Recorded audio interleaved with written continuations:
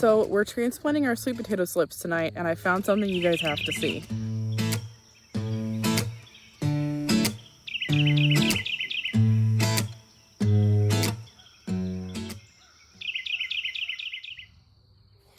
This slip I didn't snip off yet, so I went to pull it out of here to pull it off the potato like I always do. Look what I found underneath. It's growing sweet potatoes already. So I'm just gonna put this whole thing in the ground and see what happens. These are two of the smallest slips my husband just pulled out of the jar. And look how big these roots are. I'm telling you guys, growing sweet potatoes is really easy. One of our sweet potatoes had a couple really healthy slips on it. Now this is not the sweet potato that had the actual new potatoes underneath it. This is a different one that had a couple really healthy slips on it with some really, really awesome roots. So we didn't want to destroy those roots, and they were all tangled underneath through the soil. So my husband is dipping the whole thing in water and rinsing it off with the hose so that he can gently untangle the roots underneath it.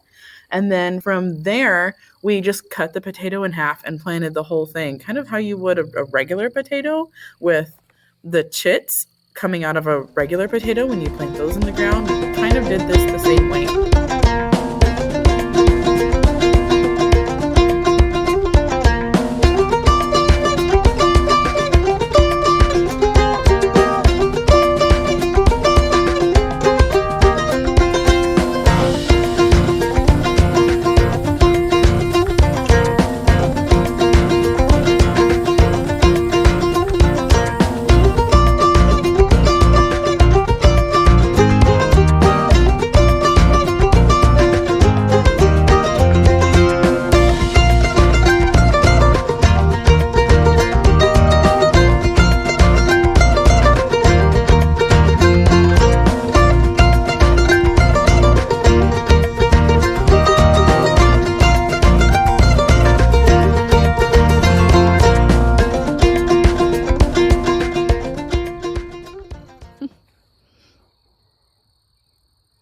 Got it.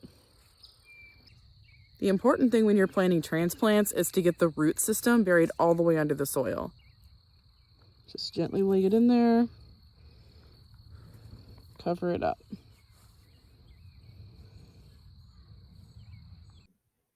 Wait, hold on.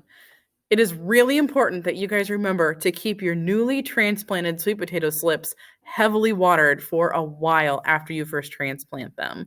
After that, you can water them like normal and they should be just fine. But you need to remember that they came from a really moist environment before you put them in the soil. You plucked them off of the potato and dropped them in water to develop their roots, unless you did what I did and leave them on the potato too long where they develop their own roots.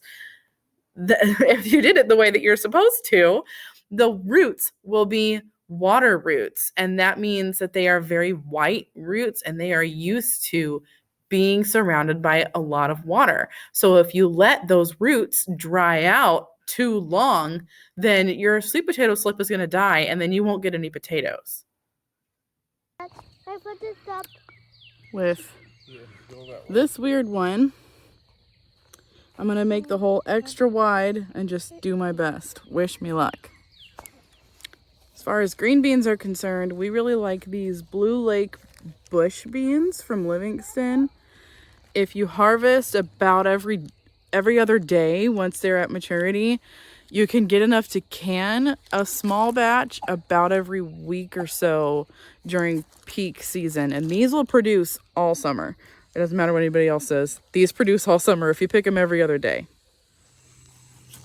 So please, please, please, if you're planting bush beans, don't get one harvest out of them and pull all your plants up and say, I'm done. Please, please, please, don't do that. I promise, just give it a couple days and there'll be loads more green beans on your plants all summer. With green beans, we like the Blue Lake bush beans, so we're planting them 2 to 3 feet row spaced apart and about 4 inches or so plant spacing.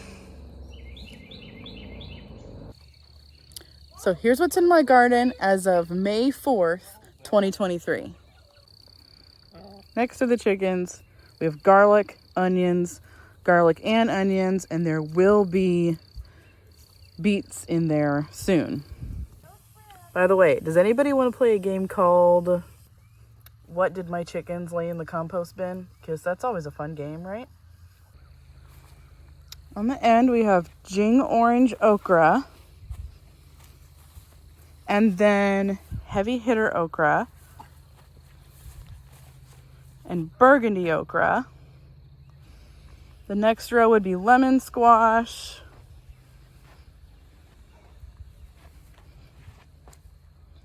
this is Black Beauty Zucchini, these two,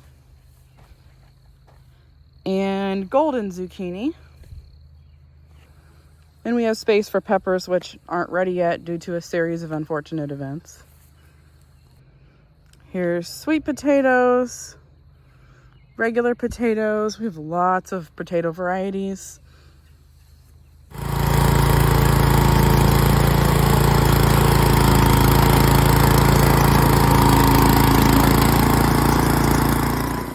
We're planning to put yellow wax beans down there, and over here we're going to put a little mini Kajari Melon patch.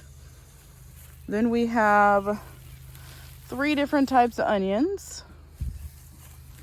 And here is our tomato area, which they're not ready yet either. Hopefully soon. Okay. Belle, what's over here? Radish. And? And carrots. And? And